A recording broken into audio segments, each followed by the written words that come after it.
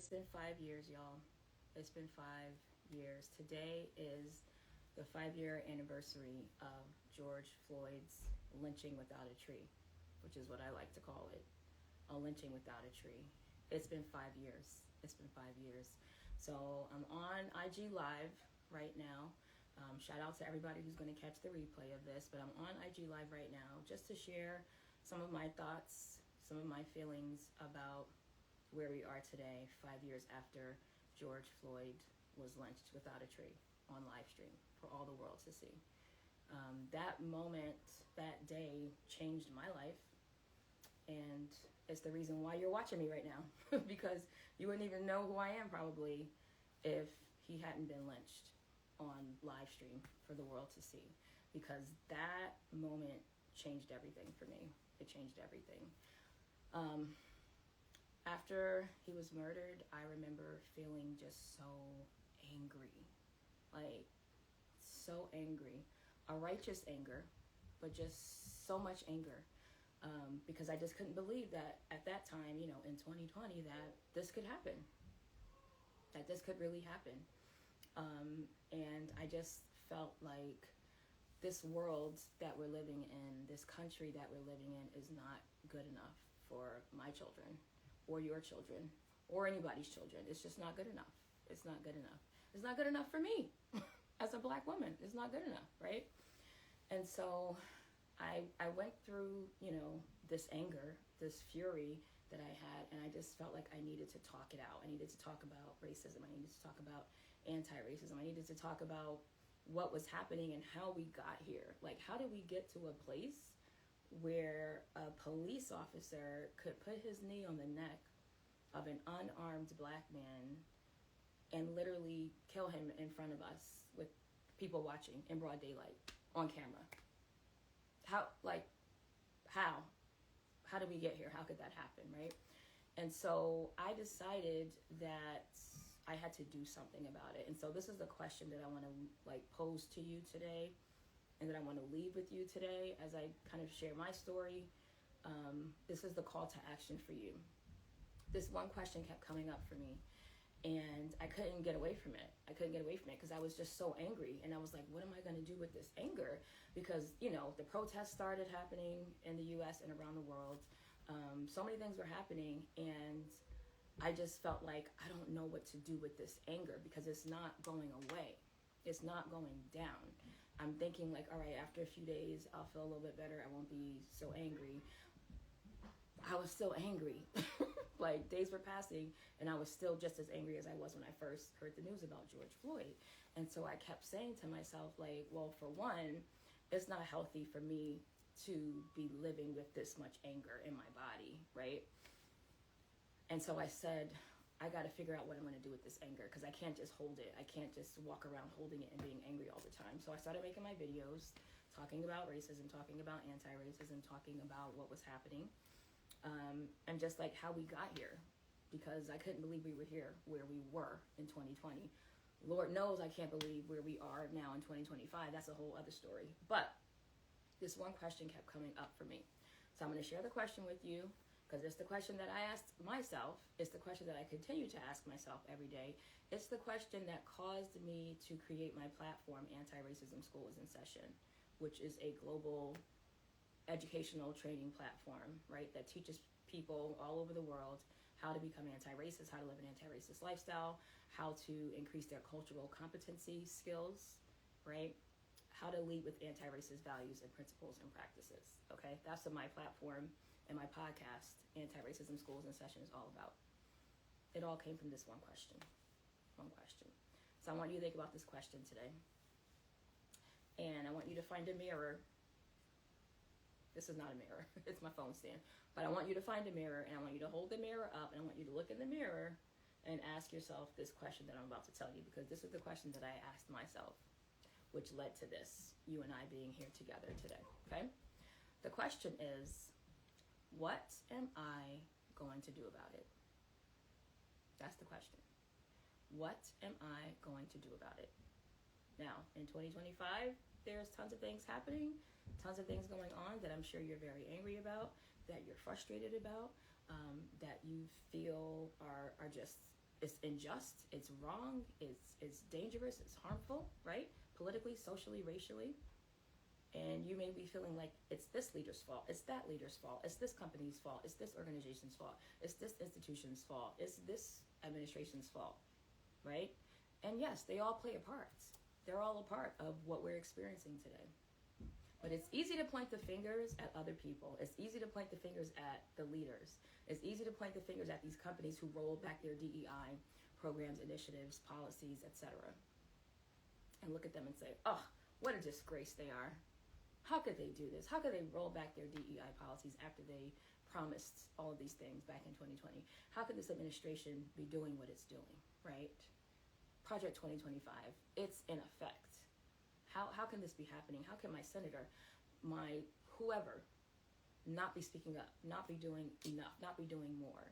And I want you to take that energy that you have for everybody else, and I want you to grab a mirror and hold it up and say, what am I going to do about it? What am I going to do about it? Because that's what I had to ask myself. I was angry. I said, my kids cannot be raised in a world that allows a police officer to lynch a man in broad daylight on camera in front of other people, in front of a whole group of people. My kids can't grow up in a world like this. My kids can't grow up in a country like this. This is infuriating. This is evil. This is deplorable. This is horrible. And I was angry. And you know what I had to say to myself? What am I going to do about it? So that's the question of the day, every day, 365 days of the year. When you look at what's happening in the Democratic Republic of Congo, in Sudan, in Gaza, wherever you find it, in the United States of America, okay, Haiti, wherever you want to look, it's wrong. I'm not okay with it. It shouldn't be like this. They don't deserve this. The list goes on and on. George Floyd's daughter, she should have her dad here today still, right? But she doesn't. So the question that you need to ask is not what are they going to do about it? The question that you need to ask is what am I going to do about it? That's the question that I asked myself 5 years ago. That's why you've been seeing my videos, my anti-racism education videos for the past 5 years, because I said, well, what am I going to do about it? Am I going to just sit back and complain? Am I going to point the finger at everybody else who's responsible for this? Am I just going to sit in anger and just be angry every day? Or am I going to take that anger that I feel, that frustration that I feel, and channel it into something positive that's going to actually make a difference, that's going to actually make a positive impact and help to make the world better in some way, shape, or form? What am I going to do about it? Grab a mirror. Grab a mirror. I'll wait. Hold it up. You ask yourself, what am I going to do about it? Don't just sit back and complain. Don't just point the fingers at the leaders of this country or the leaders in the organization or the company that you work for. Whoever, wherever, the police, this system, this institution, whatever it is. Don't just look at them, look at yourself and say, what am I going to do about it? Because that's the only person that you can control at the end of the day. Yes, we can vote. Yes, we can call. Yes, we can write. Yes, we can protest. Yes, we can boycott. Yes, we can do all the things. And we should do all the things. And also, we should ask ourselves, what am I going to do about it? Because every time I hear somebody say, well, they need to do something about this. How can they allow this to happen? They need to get up and do something. And you know what I say? I say, they are you. You are they. So ask yourself, what am I going to do about it? That's where you start. And then you take action. And then you commit. You commit to take action consistently. Guess for how long? 1 month? Nope. 3 months? Nope. A year? Nope. For the rest of your life. You hear me? For the rest of your life, you commit to take positive, strategic action every single day. Because it's not about them. It's not about what they're doing or what they're not doing. What are you doing? What are you doing? And for those of you who made those commitments personally back in 2020 after George Floyd was murdered, and you said, oh my gosh, I can't believe this is happening. I can't believe this is the country that we live in. I can't believe, oh. And all the anti-racism educators were on social media. And all the anti-racism, everything was everywhere all the time. And you signed up for a class, and you read some books, and you did some group, whatever you did. Community this, community that. You made some commitments. It's 5 years later. What's your commitment looking like? Forget about Target. Forget about all these companies rolling back their DEI. Forget about them. What does your commitment look like today versus what you said you were going to do back in 2020? It's been 5 years. It's been 5 years. Are you still as committed today as you said you were 5 years ago? There's a reason why you hear me make these statements, like this one saying that I have, which is, I don't believe what you profess, I believe what you produce. People say stuff all the time out of it. Look at the politicians. They say whatever will get them to where they want to go. They say whatever will get them elected. Right? They say whatever. What outcomes are your actions producing? I don't believe what you profess. I believe what you produce. So don't tell me about what you said. Show me what you have produced. That's going to tell me what I need to know. Show me the outcomes that you produced. That's what matters. Okay? That's one saying you hear me say. You also hear me say that anti-racism is not a diet, it's a lifestyle. Diets, people do periodically, right? There's nothing that is consistent long-term. It's not a lifestyle. It's not a way of living or a way of being. It's temporary. So right about now, this is Memorial Day weekend, right? Summer's about to begin. So some people are trying to get that summer body, which is ridiculous because it's just like you just have a body. All seasons. It's the body that you have every season. Like, you don't need to go on a diet to get a summer body. Like, just no, right? These short-term, temporary commitments that people make are ineffective. They're ineffective, okay? They don't have a lasting impact on you or on other people. So the goal is always to create a lifestyle based on the values that you say that you have. That's why I tell people you want to have anti-racist values and principles and practices, okay? That you are living out every single day because it's just who you are. It's what you do. It's just a part of how you live your life, right? So many people ask me like, well, how do I teach my kids to be anti-racist? How do I raise anti-racist kids? You become anti-racist yourself and you lead by example. Children learn what they live.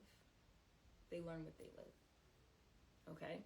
But if you are treating your commitment to anti-racism or cultural competency as a diet that you do every so often for Juneteenth, MLK Jr. Day, I don't know, Black History Month, and then you go back to whatever your normal life is after that, it's not genuine, it's not authentic, it's not real. It's a performance. So, grab that mirror, grab your mirror, ask yourself, what am I going to do about it? Every single day. Every day. Because complaining about the leaders in this country while sitting back and doing nothing yourself and not using your voice and your power and your platform and your privilege, you know better than them. You know better than them. So you have to get honest with yourself, okay? I took my righteous anger about what I saw happen to George Floyd, and I said, I'm going to channel this into something positive. And that's why you're watching me today right now. Because I decided to make a difference and to do something. To ask myself, Ashani, what am I going to do about it? What am I going to do about it? Every time you see some crazy headline in the news, another executive order, another company rolling back DEI policies, another company, whatever it is, and you feel that anger. You see pictures of kids in Gaza. You see pictures of people in the Democratic Republic of Congo or in Sudan or in Haiti or wherever, and you feel angry. Ask yourself, what am I going to do about it? And then do something. Do something. Do something. And then be consistent with whatever you choose to do. Don't make it a short-term thing. Make it a lifestyle. Make it a lifestyle. Because if we all do our part, then we can start to experience and see the shift that we need to see. Okay? Collective liberation calls for collective responsibility and collective action. It's not about one or two people doing something. Certainly not at the top, because the top is where the problems begin, not where they end or not where they change. The problems begin to get resolved down here with us, with the people.